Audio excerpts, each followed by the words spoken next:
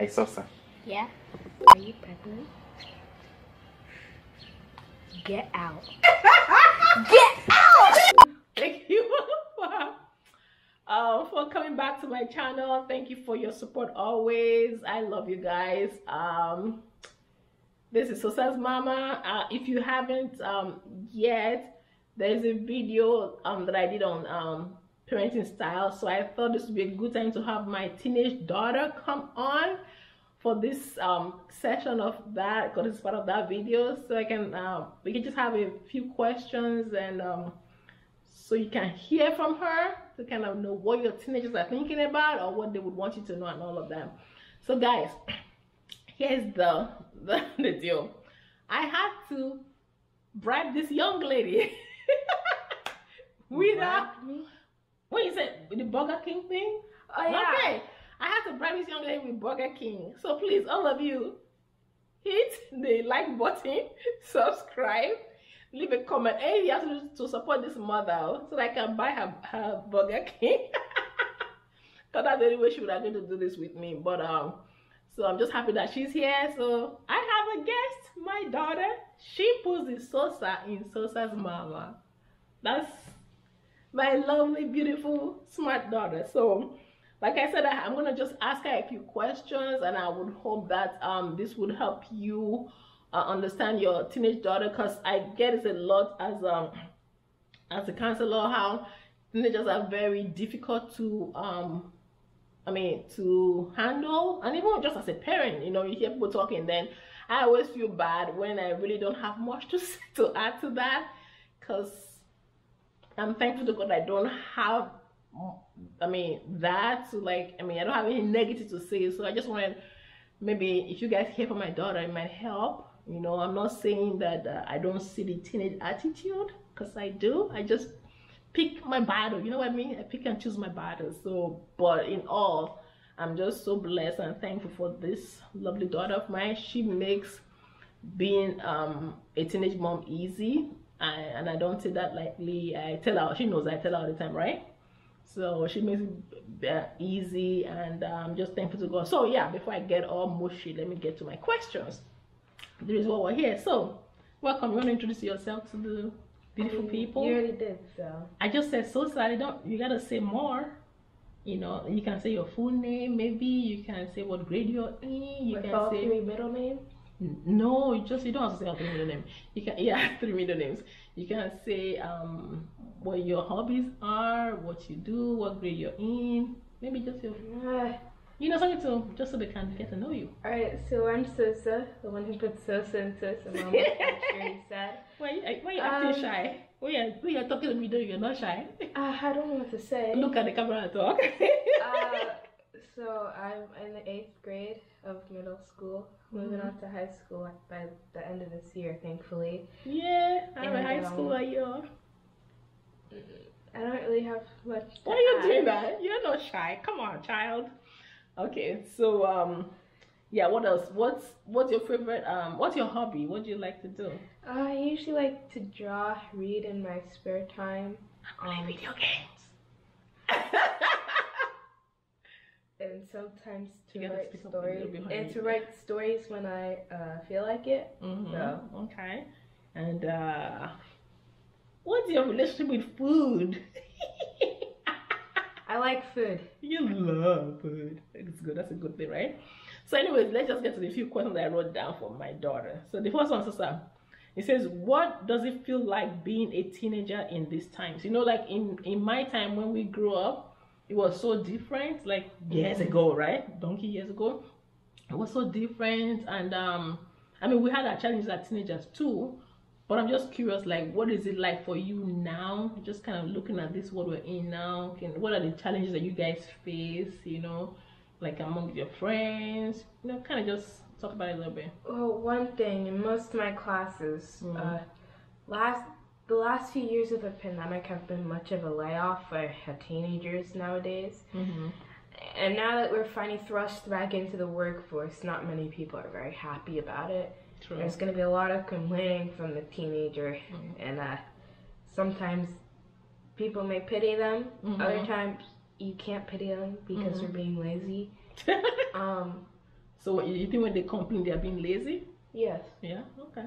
Because my time, in one of my classes, we would rather sit there for the whole 40 minutes and talk about all the funny stories in our lives rather than type out a couple words on a slide, which is a game changer for some people. Right. Another thing is the phone you have or how many people you know. And it's just super weird sometimes, especially if you don't have a phone, if your phone's outdated, or say your parents don't let you have certain things, so you don't really have a good excuse for not having it. So yeah, that happens. So just kind of like, okay, let's just go with that. We talk about the phone and all of that. I know a lot of kids now, they have some like maybe the high-tech phones, or you know, then they do a lot of social media.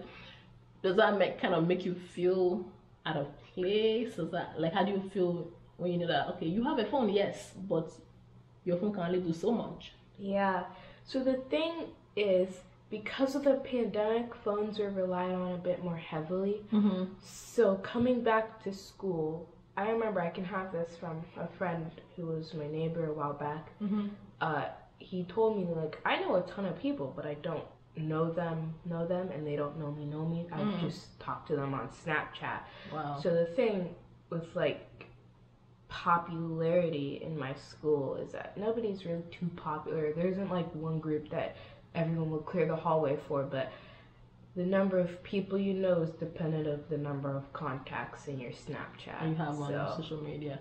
So it's like there's really no real connection. No, that's the sad thing too. It's like people were like, oh, well, this person apparently also goes to Warren Hills, so I'm gonna meet them there, and then you meet up with the person and you become best friends. Sometimes it works for some people, sometimes it doesn't. And that's why I'm kind of glad I have still few elementary friends that I still get along with. So. Okay.